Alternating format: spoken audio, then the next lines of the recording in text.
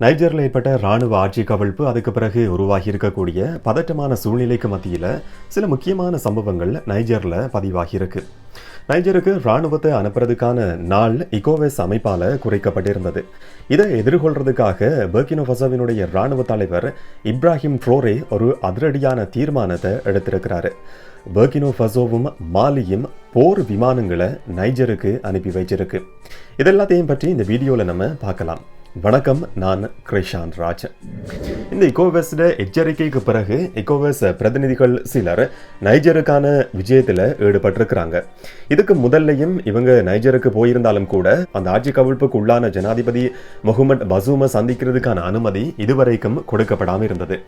இந்த பின்புலத்தில் இந்த நைஜீரியாவினுடைய முன்னாள் தலைவரான அப்துல் சலாமி அபுபக்கர் உள்ளிட்ட குழு தான் நைஜருக்கான இந்த விஜயத்தில் ஈடுபட்டிருந்தாங்க. இதில் ஆட்சி கவிழ்ப்பு செஞ்ச ஜெனரல் அப்துல்ரஹ்மானே சியானியும் அதே மாதிரி முன்னாள் ஜனாதிபதி முகமது பசூமையும் சந்திச்சு இவங்க ஒரு பெரிய நீண்ட பேச்சுவார்த்தையை நடத்தியிருக்கிறாங்க என்ற தகவல் இன்றைக்கு வெளியாகி இருக்கு. இந்த பேச்சுவார்த்தையில் பேசப்பட்ட விஷயங்கள் என்னன்றது சம்பந்தமான விரிவான தகவல்கள் எங்கேயுமே சொல்லப்படலை. இது ஒரு ரகசியமான சந்திப்பு, ரகசியமான பேச்சுவார்த்தை மாதிரி தான் நடத்தப்பட்டிருக்கு. முகமது பசூமோட இந்த இகோவெஸ் பிரதிநிதிகள் குழு சந்திச்சு பேச்சுவார்த்தை நடத்தின நேரத்தில் சில முக்கியமான விஷயங்கள் பேசப்பட்டிருக்கலாம் என்று சொல்லி எதிர்பார்க்கப்பட்டிருந்தாலும் முகமது பசூம் தன்னுடைய தனிப்பட்ட விஷயங்கள் சம்பந்தமாக தான் அவங்களுக்கு சொல்லி இருக்கிறதா சில தகவல்கள் வெளியாகி இருக்கு. தனக்கு ஒழுங்கான சாப்பாடு கிடையாது, மருந்து கிடையாது, மின்சார வசதி கிடையாது, காஞ்சி போன பெஸ்டா தான் எனக்கு தாராங்க.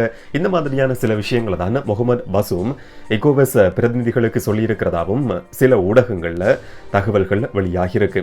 இதுல இன்னும் சில விஷயங்கள் பேசப்பட்டிருக்கிறதாவும் அவர் சொன்ன விஷயங்கள் எல்லாமே எங்களை அனுப்பினவங்களுக்கு கொண்டு போய் சேர்க்கப்படும் என்ற தகவலையும் இகோவெஸ் அமைப்பினுடைய பிரதிநிதிகள் இப்ப சொல்லி இருக்கிறாங்க. கிட்டத்தட்ட 90 நிமிஷங்கள் இந்த சந்திப்பு நடந்திருக்கிறதா சொல்லப்படுது. இதுல எந்த விதமான ஒரு இறுதி தீர்மானமும் எட்டப்படாத நிலையில தான் இந்த பேச்சுவார்த்தை முடிவுக்கு வந்திருக்கு. இந்த அடிப்படையில் இது ஒரு தோல்வியான சந்திப்பு, தோல்வியான பேச்சுவார்த்தைன்னு சொல்லியும் நம்ம எடுத்துக்கொள்ளலாம். எக்கோவஸ் பிரதிநிதிகளோட சந்திப்பை நடத்தினதுக்கு பிறகு 12 நிமிஷம் அந்த நாட்டினுடைய அரச தொலைக்காட்சியில நைஜர் இராணுவ ஆட்சி கவிழ்ப்பு செஞ்ச இராணுவ தலைவர் உரையாற்றி இருக்கிறாரு. 3 வருஷங்களுக்குள்ள ஒரு ஆட்சி மாற்றம் நடத்தப்படுறதுக்கான வாய்ப்பு இருக்கின்ற வாக்குறுதி அப்துல்ரஹ்மான் சியானியால முதல் தடவையா கொடுக்கப்பட்டிருக்கு. ஆனா இந்த மேற்கு ஆப்பிரிக்க நாடுகளில் நடத்தப்படுற இராணுவ புரட்சி, இராணுவ ஆட்சி கவிழ்ப்பை பொறுத்த வரைக்கும் ஒரு இராணுவ ஆட்சி கவிழ்ப்புன்றது இந்த அளவு காலம் ஒரு 3 வருஷங்களுக்கு நீடிக்கிறதுக்கான வாய்ப்பு பெரும்பாலும் குறைவு. இந்த பின்புலத்தில் தான் இந்த 3 வருஷம் என்ற கால அவகாசம் கொடுக்கப்பட்டிருக்கு. இது மட்டும் இல்லாம 30 நாள் கால அவகாசமும் ஒரு தேசிய மட்டத்திலான கலந்துரையாடல் நடத்துறதுக்காக கொடுக்கப்படும் என்ற வாக்குறுதியும் அவரால் சொல்லப்பட்டிருக்கு. இது அரசியல் கட்சிகள் ஒரு ஜனநாயக ஆட்சி ஏற்படுத்துறதுக்காக தங்களுடைய நிலைப்பாடு என்ன, தங்களுடைய திட்டம் என்னன்றதை இந்த 30 நாட்களுக்குள்ள சமர்ப்பிக்கலாம் என்ற ஒரு விஷயத்தையும் இந்த சியானி சொல்லியிருக்கிறாரு. இதை தவிர இந்த இகோவெஸ் நாடுகளுக்கு ஒரு முக்கியமான எச்சரிக்கையும் கொடுக்கப்பட்டிருக்கு. எங்களுடைய நாடு மேல ஒரு இராணுவ நடவடிக்கை முன்னெடுக்கப்படுமா இருந்தா அதை எதிர்கொள்றதுக்கான எல்லா இயலுமையும் எங்களுக்கு இருக்கு. இது மட்டும் இல்லாம ஒரு பூங்காவில் நடக்கிற மாதிரி மென்மையான விஷயமா இந்த இராணுவ நடவடிக்கைன்றது அமைய போறது கிடையாது என்ற விஷயத்தையும் சியானி சொல்லியிருக்கிறதும் முக்கியமா பார்க்கப்படுற விஷயமா இன்றைக்கு மாறி இருக்கு. இப்படியான பின்புலத்தில் இந்த இராணுவ ஆட்சி கவிழ்ப்பை செஞ்ச அப்துல்ரஹ்மானே சியானிக்கும் இகோவெஸ் பிரதிநிதிகளுக்கும் இடையிலான பேச்சுவார்த்தை தோல்வி என்று சொல்லி நம்ம எடுத்துக்கொள்ளலாம்.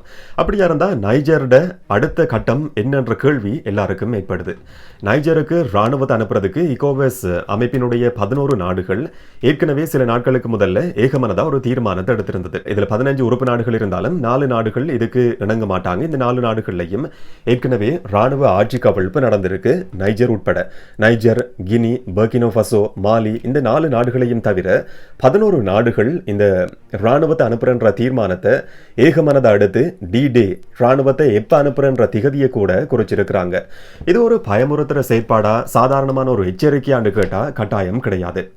இந்த இகோவெஸினுடைய வரலாற்றை பொறுத்த வரைக்கும் 2017 ஆண்டிலையும் கம்பியால இந்த மாதிரி ஒரு சூழல் ஏற்பட்ட நிலையில் ஒரு இராணுவ தலையீடு இகோவஸ் நாடுகளால் செய்யப்பட்டிருந்தது.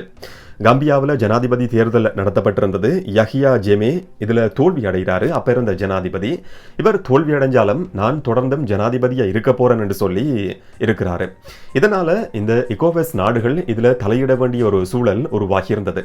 இந்த அடிப்படையில் பார்க்குற நேரத்தில் நைஜருக்கு விடுக்கப்பட்டிருக்கிற எச்சரிக்கையும் சாதாரணமான ஒரு எச்சரிக்கையா நம்மளால் எடுத்துக்கொள்ள முடியாது. இராணுவம் எந்த நேரத்தில் வேணும்னாலும் அதனுடைய நடவடிக்கையை ஆரம்பிக்கலாம். இதை எப்படி நைஜர் எதிர்கொள்ள போகுது? இதுக்கான நடவடிக்கைகளும் இப்பவே ஆரம்பிக்கப்பட்டிருக்கு.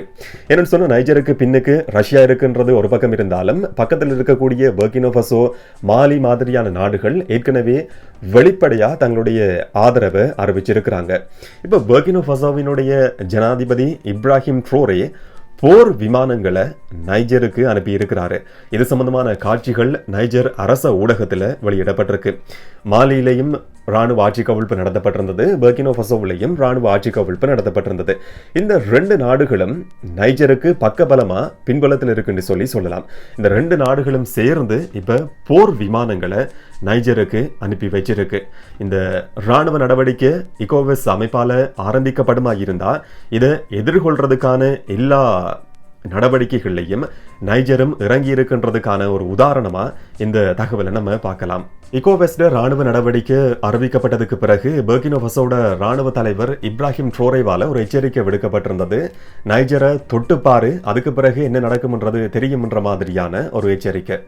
இந்த பின்புலத்தில் நைஜராலையும் பர்கினோ ஃபசோவாலையும் சொல்லப்பட்டிருந்தது, ராணுவ நடவடிக்கை ஆரம்பிக்கப்படுமா இருந்தா அது ஒரு போரை அறிவிச்சதுக்கு சமனா கருதப்படும், அதுக்கான விளைவுகளை சந்திக்க வேண்டி ஏற்படும் என்ற எச்சரிக்கையும் விடுக்கப்பட்டிருந்தது. இந்த பின்புலத்தில் தான் நைஜருக்கு இப்ப போர் விமானங்களும் அனுப்பி வைக்கப்பட்டிருக்கு.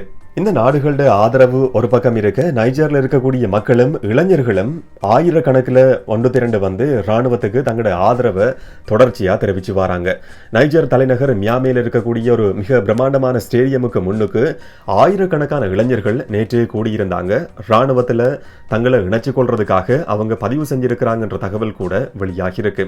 தாய்நாட்டை காப்பாற்றுறதுக்காக தன்னார்வலர்களா இந்த போராட்டத்தில் நாங்கள் இணைஞ்சு கொள்ள போறோம் என்று சொல்லி நைஜர்ல இருக்கக்கூடிய இளைஞர்கள் சொல்றாங்க.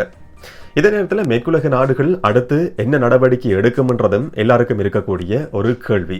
அமெரிக்கா நைஜருக்கான ஒரு புது தூதுவரை இப்ப நியமிச்சிருக்கு. இந்த தூதுவர் நைஜரை சென்றடைஞ்சிருக்கிறார் என்ற தகவலும் வெளியாகி இருக்கு. வழக்கமா ஒரு நாட்டுக்கு ஒரு தூதுவர் நியமிக்கப்படுவாரா இருந்தா, இப்ப இந்தியாவால ஒரு தூதுவர் இலங்கைக்கு நியமிக்கப்படுவாரா இருந்தா அந்த தூதுவர் இலங்கைக்கு போனதுக்கு பிறகு அவருடைய நற்சான்று பத்திரத்தை அந்த நாட்டினுடைய இலங்கையினுடைய அரச தலைவர்கிட்ட ஒப்படைப்பாரு. இது சம்பிரதாயபூர்வமா நடக்கக்கூடிய ஒரு நிகழ்வு. அதே மாதிரியான ஒரு நிகழ்வு இங்க நைஜர்ல நடக்க போறது கிடையாது. என்னன்னு சொன்னா அங்க ஒரு அரசியல் நெருக்கடி ஏற்பட்டிருக்கு. அரச தலைவர் யாருன்றது மேற்குலக நாடுகளால ஏற்றுக்கொள்ளப்படாத ஒருத்தர் தான் இப்ப நாட்டோட தலைவரா செயற்பட்டு கொண்டிருக்கிறாரு. இதனால இந்த நிகழ்வு நடக்காது. ஆனா நைஜர் தூதுவர் தொடர்ந்தும் செயற்படுவாரு. எங்களுடைய நிலைப்பாட்டுல எந்த விதமான மாற்றமும் கிடையாது என்று சொல்லி அமெரிக்காவால அறிவிக்கப்பட்டிருக்கு.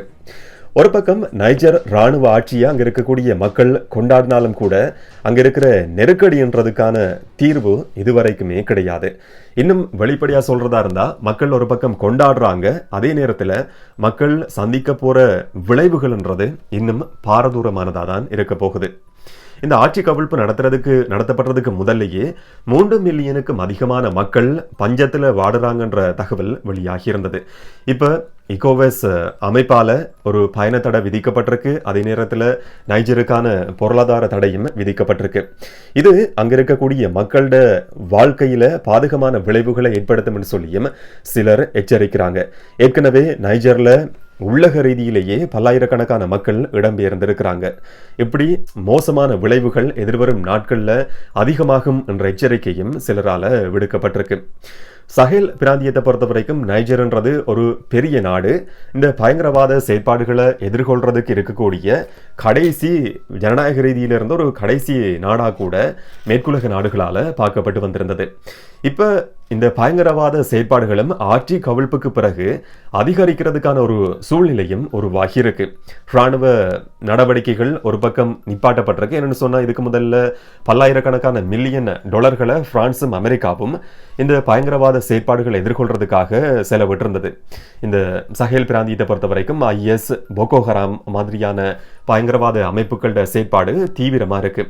இதுக்கு பின்னால மேற்குலக நாடுகள் இருக்கு. அமெரிக்கா தான் இந்த பயங்கரவாத செயற்பாடுகளை தூண்டுதுன்ற விவாதம் ஒரு பக்கம் இருந்தாலும் கூட, இதை ஒடுக்கிறதுக்கான செயற்பாடுகள் அமெரிக்காவாலையும் பிரான்சாலையும் தொடர்ச்சியா முன்னெடுக்கப்பட்டு வந்திருந்தது.